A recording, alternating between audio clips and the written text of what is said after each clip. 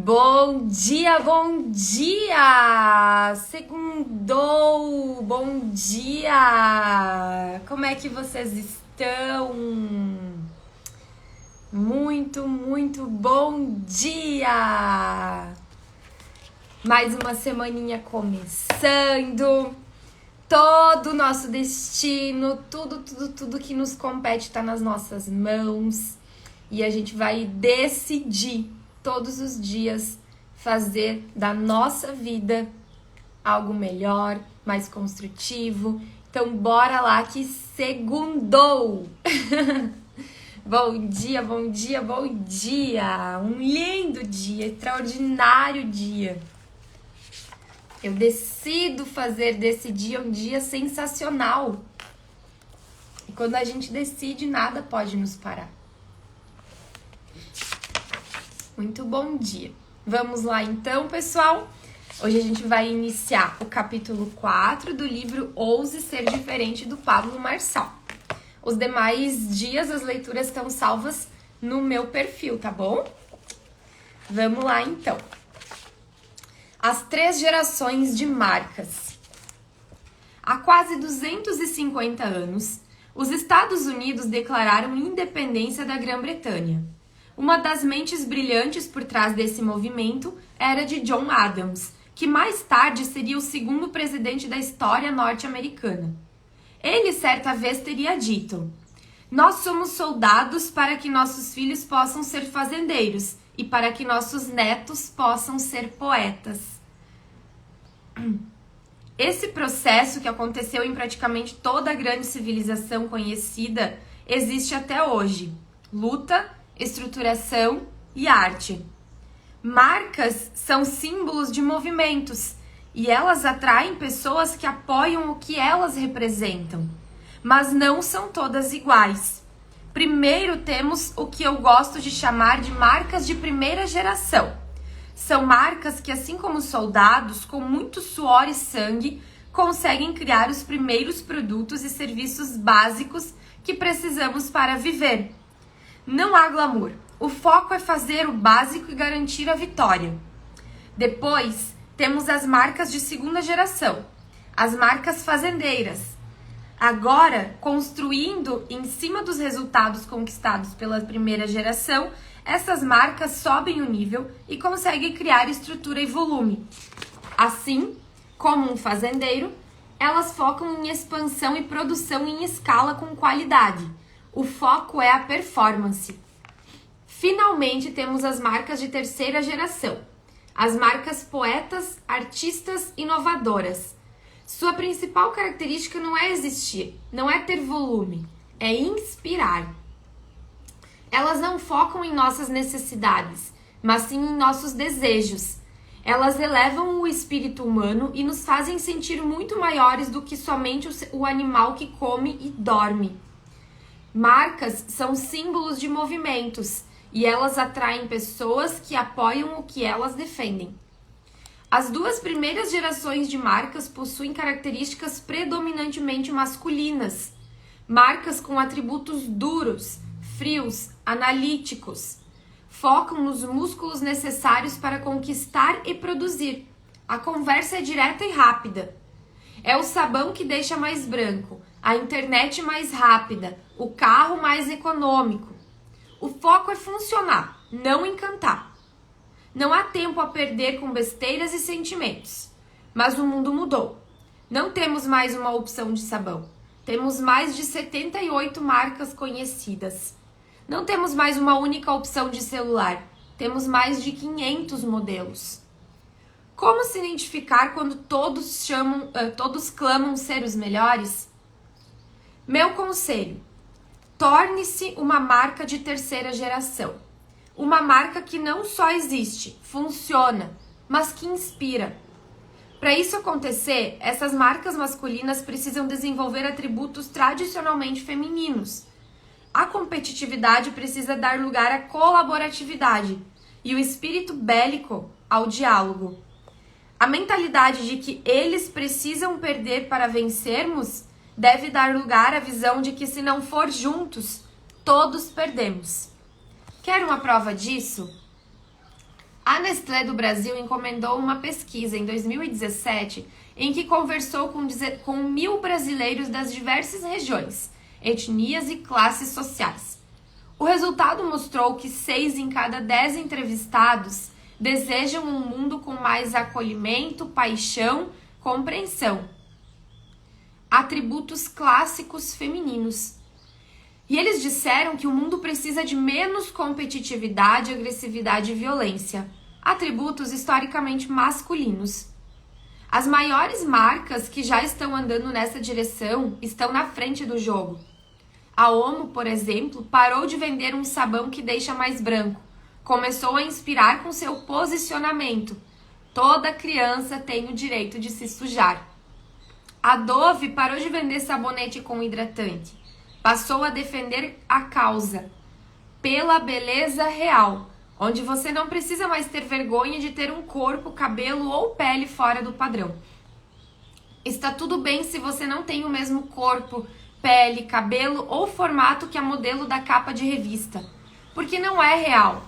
A foto foi editada digitalmente para exibir um resultado que é esteticamente atraente aos olhos, mas que jamais pode ser alcançado na vida real. Isso é tão real que há alguns anos foi criada na França uma lei que obriga as propagandas a incluir um aviso. Fotografia... Ai, gente, eu vou falar em português. Fotografia manipulada. Não sei falar francês. Sob pena de multa no valor de 30% da campanha. Para o governo francês, o impacto que as campanhas das empresas causam nas pessoas é uma questão de saúde pública. Os países estão entendendo que as marcas precisam ter responsabilidade, não só financeira, social ou ambiental. Precisam ter responsabilidade com o seu marketing, pois têm o poder de modificar a visão que as pessoas têm sobre si e sobre o mundo. Empresas soldado ou fazendeiro não tinham essa necessidade, mas as empresas poetas precisam estar presentes para falar de problemas reais, não campanhas fantasiosas que não se conectam mais com as pessoas. Por exemplo, a campanha brasileira de Dia dos Pais da marca de roupas Reserva. Nessa campanha, a empresa não incentivou a família a comprar um produto para dar ao pai, como a maioria das marcas faz. Não. A campanha fala que o maior presente para o pai deve ser pai presente. Ele deve ter tempo de qualidade para brincar com os filhos e com a família. Dia dos Pais reserva, não peça, seja presente e que tudo seja extraordinário. Você percebe a diferença? Empresas poeta não vendem coisas, vendem valores. Assim como falamos no capítulo anterior, a nova geração de empresas foca em alimentar o nosso lobo divino. Não é sobre vender objetos sem significado, porque por definição já nascem mortos. É sobre relembrar que precisamos viver uma maior missão como humanos, expandir nossa consciência, deixando um legado positivo de nossa existência. Papel das mulheres? Uma marca feminina não é só uma marca criada por uma mulher ou voltada para mulheres. O que precisamos é que os atributos considerados femininos inspirem todas as marcas, no nível que for necessário e fizer sentido para o seu contexto. Enquanto as marcas de gerações anteriores clamam ser melhores, mais rápidas, mais baratas ou mais fortes, as marcas poetas focam em valores, no que representam, no significado que agregam à vida das pessoas. Menos batalhas, mais poesia. Se você está segurando esse livro agora e é uma mulher ou trabalha com mulheres, eu tenho um pedido. Evite ceder à pressão de se tornar mais rígida no mercado de trabalho. Para levarmos essa geração para o próximo nível de evolução, precisamos de líderes com sensibilidade. Não perca a capacidade de comunicar emoção, pois essa será a ferramenta de transformação das próximas décadas. E, quando necessário, ajude os homens a desenvolvê-la também, se possível. Essa é a chave para atingir o coração das pessoas na era das empresas poetas. Precisamos de líderes com capacidade de comunicar emoção, pois essa será a ferramenta de transformação das próximas décadas. Essa é a chave para conquistar os corações das pessoas. Eu percebo que atualmente existe uma cobrança enorme para que as mulheres sejam profissionais de sucesso, mas sem deixar de ser mães presentes. Para terem um corpo dentro de um padrão de beleza, mas sem se tornar aquela que está sempre na dieta. De poderem expressar sua sexualidade de forma genuína, mas sem chocar demais os que estão à sua volta. Como se faz isso? E como especialista de marketing de diferenciação, também pergunto, como uma empresa pode ajudar as mulheres a encontrarem a sua liberdade? Em momentos de transformação como o que vivemos, respostas prontas não vão servir mais. O que precisamos é de marcas que tenham coragem de ser quem são, autênticas, que nessa jornada descubram o que funciona para si e compartilhem sua experiência com o mundo. E inspirem mais pessoas para acreditarem na sua visão. O mundo pode ser um lugar incrível se deixarmos nossos rifles e foices de lado e começarmos a aprender como conquistar com o nosso coração. Topa um desafio? Menos batalha, mais poesia. Como se comunicar como uma empresa poeta, tornando-se uma marca que inspira? A nova geração de empresas foca em alimentar o nosso lobo divino, atribuindo significado, expandindo nossa consciência e se comunicando com mais sensibilidade e emoção. Por isso, o desafio aqui é conseguir se comunicar focando menos em batalha e mais em poesia. Como vamos fazer isso? Usando como base a sua forma antiga ou atual de comunicação. Primeiro passo. Escolha um vídeo, uma publicação em imagem ou texto que tenha feito nos últimos meses. Transcreva abaixo palavra por palavra. Depois, com base nos 3 elementos que fazem parte da comunicação da empresa poeta, reescreva o texto, atribuindo significado, mostrando seu lobo divino e se expressando com emoção. Lobo divino, sabedoria, propósito, visão, missão e valores. Significado, história, objeto, pessoas, produto, serviço. E poesia, sensibilidade e emoção. Capítulo 5. Como comunicar o que importa. Deixe-me contar a história de um menino que assim que nasceu, a mãe notou que ele era diferente. Na hora de mamar, na hora de brincar com os amiguinhos, muitas vezes ele ficava mais quieto, mais no canto dele, mais introvertido, e ela notou que o rosto dele era triste. Nenhuma mãe gosta de ver o filho triste. Ela queria ajudar e levou ao médico. O médico diagnosticou o maior temor da mãe. Ele tinha um tipo de paralisia irreversível do rosto. Teria que se adaptar àquele semblante. Gente, essa história aqui é sensacional. Sério, prestem atenção em todos os detalhes, porque vocês conhecem esse menino. Na escola, as crianças zoavam dele. Não o chamavam para brincar, faziam bullying. Ele não conseguia se desenvolver socialmente como as outras crianças e se tornou mais quieto ainda. Isso também afetou o desenvolvimento da voz dele. Falava de um jeito enrolado e estranho. As pessoas tinham dificuldade para entender o que ele estava falando. Isso teve impacto também na adolescência e na vida adulta dele. Não conseguia encontrar nenhum emprego ou mesmo uma formação e se tornou uma pessoa tímida, difícil de lidar e não sabia muito bem o que iria fazer da vida. Arranjou uma namorada que, como ele, não conseguia parar em nenhum emprego para poder se desenvolver. Ele foi morar com ela e acabou ficando sem dinheiro. E com o tempo, acabou fazendo a namorada ir embora também. Ele foi morar em um pequeno quartinho alugado, perto de uma estação de trem durante um tempo. Ele chorava toda noite e se perguntava: o que eu quero da minha vida? Por que eu cheguei a uma idade e não tenho nada? De fato, a única coisa que ele tinha era um cachorro. As coisas só pioraram. Ele perdeu cada vez mais oportunidades, perdeu dinheiro e logo tanto ele quanto seu fiel amigo estavam passando fome. Sua única opção era vendê-lo, seu último amigo, a última pessoa que estava ao seu lado. Mas o animal ao menos teria uma chance com outra pessoa. Já ele levou o cão a uma loja de bebidas para tentar vendê-lo.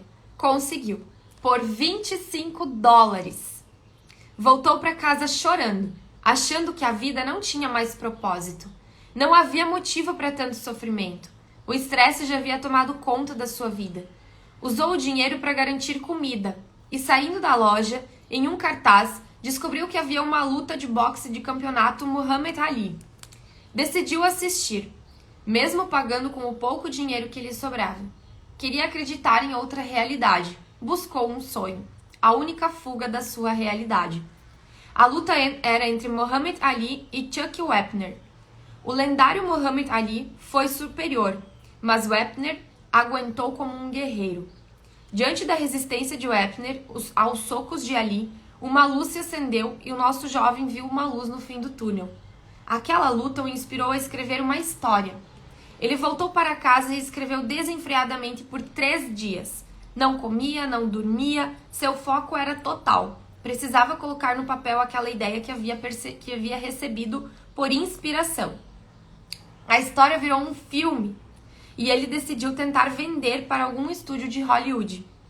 Ele ofereceu o seu roteiro a um primeiro estúdio, mas a condição é de que só o venderia se ele interpretasse o papel do protagonista da história. O estúdio se interessou e ofereceu $125 mil. Uma fortuna inimaginável para ele na época, que vivia com centavos no bolso.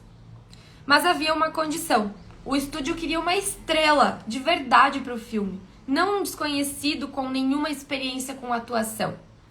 Nosso amigo recusou aquela montanha de dinheiro e saiu com o roteiro debaixo do braço. Na semana seguinte, o estúdio entrou em contato. Eles haviam analisado melhor e decidiram melhorar a oferta. Subiram o valor de compra para $250 mil. Ele recusou. Dias depois, subiram para $350 mil. Não fez diferença. Ele estava determinado a seguir a sua intuição, não importava o dinheiro. Todas as ofertas foram rejeitadas. O estúdio sabia do potencial do projeto, mas como aceitar um rosto desconhecido, deformado, com um semblante triste e fala arrastada para o papel principal? Então fizeram uma última oferta. Aceitariam que ele fosse o ator, mas o risco teria que ser por conta dele. Pagariam míseros $35 mil e uma possível participação nos lucros. Ele aceitou na hora. Era isso que ele precisava. Ele não almejava o dinheiro, mas uma oportunidade. E já que ninguém lhe oferecia a oportunidade, ele a criou. Ele voltou no dia seguinte à loja de bebidas e ficou durante 3 dias em pé, esperando o comprador do seu cão Butkus. Era imprescindível ter seu amigo de volta. Quando finalmente viu o homem que havia comprado seu cão aparecer, ele correu e começou a explicar toda a situação. Tentava negociar a qualquer custo a compra de volta de Butkus. O comprador estava irredutível, mas ele insistiu. O homem cobrou a quantia astronômica de $15 mil. Ele pagou e voltou para casa com Butkus. Valeu cada centavo. Ele vendeu por $25 e comprou de volta por $15 mil. Você sabe de quem é essa história? Quem era o escritor faminto que sonhava grande e passou por tudo isso para realizar o seu sonho? Bem, talvez mencionar o filme Rocky ajude você a descobrir. Rocky estreou em 1976, tendo Sylvester Stallone como protagonista. Foi sucesso de bilheteria, público e crítica. No ano seguinte, foi indicado a 10 categorias de Oscar. Venceu 3, melhor filme, melhor diretor e melhor edição. E ainda venceu o Globo de Ouro como o melhor filme. Essa história me inspira demais. Aquele menino que sonhava ser ator e tinha paralisia facial foi indicado ao Oscar na categoria Melhor Ator e ainda garantiu que seu companheiro Butkus aparecesse no filme. O que podemos aprender com Rocky? Eu duvido que a maioria das pessoas que assistiram Rocky estavam interessadas em aprender boxe. Elas não queriam a técnica do atleta. Centenas de milhões de pessoas em todo o mundo queriam algo mais profundo. Rocky não é sobre uma luta de boxe. É sobre a luta da vida. É sobre apanhar da vida de todos os lados. Todos seus planos darem errado. Conhecidos não acreditarem em você. Você ser despido de tudo. E mesmo assim, de alguma maneira, continuar seguindo em frente. É uma história de amor. Adrian é a namorada e a única fonte de força de Rocky Balboa. É por ela que ele luta. e vence barreiras que pareciam intransponíveis. Tudo pelo poder da fé e do amor. A frase de Rock: não é sobre quantas vezes você cai, mas quantas vezes você se levanta. Isso se tornou um mantra, ainda compartilhado pelas pessoas por mais de 40 anos depois. Parar de apanhar da vida para passar a aprender com a vida. Recentemente, um amigo me contou que seu irmão mais novo ficou viciado em drogas por anos. Por incontáveis noites, sua mãe ficou acordada, orando e chorando, por não saber onde seu filho mais novo estava. Muitas vezes foi chamada para retirá-lo das ruas, hospitais e delegacias. Até que um dia, ele passou mal e foi levado para o hospital. Descobriu um tipo raro de câncer no cérebro. A família, fragilizada, não sabia o que fazer. Isso uniu os familiares para enfrentar aquele problema. Semanas depois, o câncer simplesmente desapareceu. O médico não soube explicar exatamente o que houve. Ele tem chance de voltar um dia, mas por hora pode viver normalmente. Isso foi há 10 anos. O irmão se livrou das drogas, casou, tem filhos e hoje ajuda outros jovens que estão indo para o mesmo caminho que ele no passado. A família nunca esteve tão unida, com tanto amor, com tantas pessoas sendo ajudadas. E tudo nasceu do seu vício, o maior problema que enfrentaram até hoje. Sylvester Stallone também transformou sua dor real em algo que agregue as pessoas. Para isso acontecer, ele teve que olhar além da dor, além da dificuldade, além das lágrimas. Ele precisou olhar para o problema e se perguntar: o que eu preciso aprender da dificuldade, além de lágrimas? Ele precisou olhar para o problema e se perguntar: o que eu preciso aprender com você? E a resposta foi transformadora. Na vida, todas as experiências vêm para o nosso bem. Todas. Chamamos de boas as que venham os benefícios e de ruins as que ainda não os vemos. Mas entender que tudo o que acontece é para o nosso crescimento, é a chave para viver a diferenciação. Um novo emprego, uma demissão, um novo amor, uma desilusão, uma doença inesperada, uma cura inexplicável, um presente, um assalto, uma falência, uma nova empresa. Todas as experiências que entram em nossa vida têm um objetivo. São mestres que se aproximam para nos ensinar algo que precisamos aprender na nossa evolução. Mas para podermos aprender essa lição, precisamos sair do estágio de dor, de vitimização. E isso não é natural, pois o nosso lobo selvagem não quer evoluir. Ele quer somente evitar a dor. Assim, não olhamos a lição que vem junto com a dor. Sem aprender essa lição, a vida vai encontrar novas maneiras de tentar nos ensinar aquilo e nunca sairemos daquele ciclo. Lobo selvagem foca em fugir da dor. O lobo divino foca em aprender a mensagem que a dor vem entregar. Stallone fez isso. Meu amigo fez isso. Você já deve ter feito isso várias vezes na sua vida. Os gregos antigos chamam esse processo de catarse, ou a purificação da alma através da descarga emocional provocada por um trauma. É mais do que chorar, é aprender algo com o que nos fez chorar. Isso nos leva à evolução, é deixar de apanhar da vida para aprender com a vida. E quando você aprende determinada lição, ela não precisa mais voltar, você não sofre mais com aquilo. E agora você está pronto para uma nova lição na sua jornada. Suas lições são suas armas mais poderosas. Suas maiores armas estão bem pertinho de você e você talvez nunca tenha notado. Vou te mostrar como agora. Todo mundo passa por problemas, dificuldades, e quando descobrimos que uma pessoa já passou por dores parecidas com as nossas, sentimos empatia por ela. Já passou por dores parecidas, nos colocamos no lugar dela, torcemos pelo sucesso dela. Lembra do filme Titanic? Ele tem exatos 3 horas e 15 minutos de duração. Mas todo mundo sabe o que acontece no final. Todo mundo sabe que o navio vai afundar. É um fato histórico e mesmo assim, milhões de pessoas o assistiram, tornando esse filme um dos mais premiados e lucrativos de toda a história do cinema. Como isso é possível? A história é o que conecta.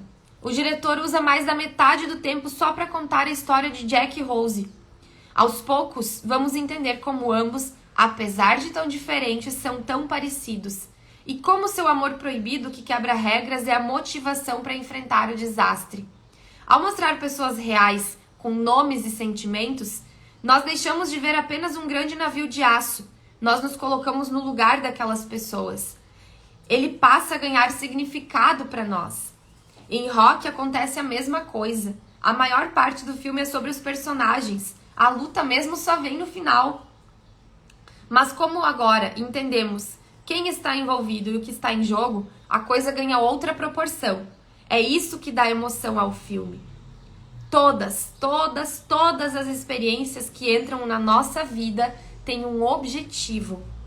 Agora, aqui vem o pulo do gato. Anota aí. Sua vida é um filme. Você está dando chance de as pessoas te conhecerem? Seu negócio, seus produtos, seu casamento, seus filhos, sua profissão, toda a história é recheada de desafios, dificuldades, apertos, decisões difíceis. Você sabe disso, talvez menos do que deveria.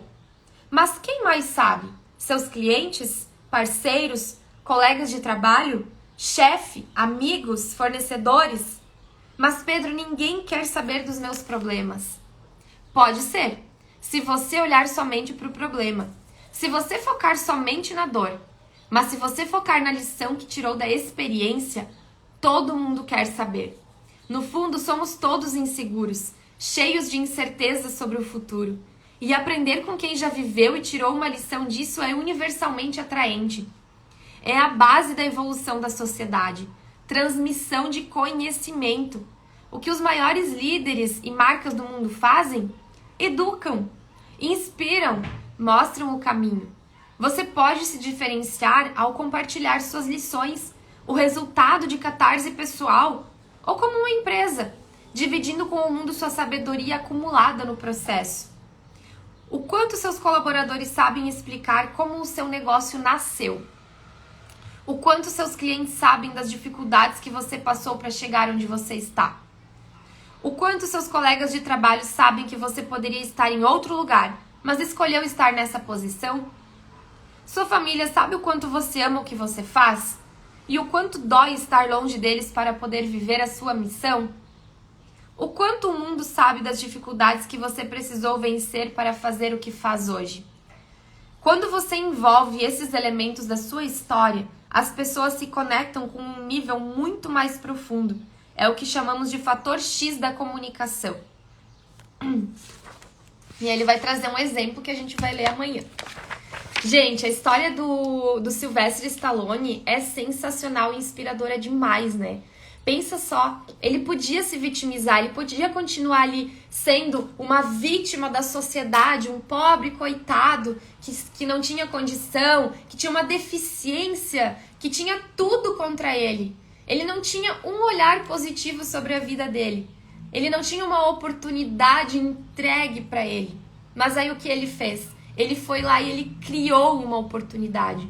O que eu mais falo hoje em mentoria é sobre a criação de oportunidades. A gente se colocar dentro das situações onde a gente possa se conectar com aquilo que a gente quer, né? Eu falo muito isso no sentido de, nossa, não adianta você estar numa busca profissional de algo e você se conecta com pessoas que não fazem esse tipo de movimento na vida delas. Você se conecta com energia, você se conecta com ambientes que não vão te atrair e te aproximar desse teu objetivo.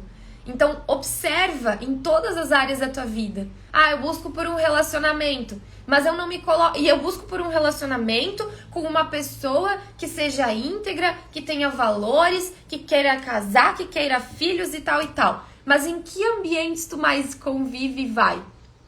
Tu vai em ambientes, tu te coloca em posição para conectar com uma pessoa nesse sentido? Onde tu tens te colocado? Que oportunidades tu tem criado? Que conexões tu tens feito? O mundo não vai parar para que tu possa ir lá e resolver a tua vidinha. Esquece, não vai. O mundo vai continuar girando. E cada um de nós é responsável por criar a nossa própria história. Ontem foi dia de eleições. A gente decidiu, a gente sim, porque é democracia, não importa a decisão, é todo mundo no mesmo barco, galera. A gente tá no mesmo barco. Agora, os próximos anos foram definidos politicamente, mas na tua vida é tu que vai decidir. É Deus acima de tudo e você no comando da tua vida, nas decisões que tu vai ter.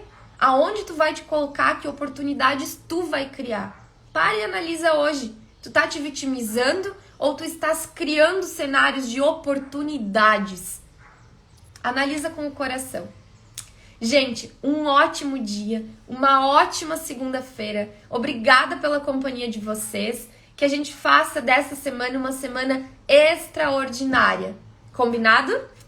Beijo, ótimo dia. Até amanhã, hein?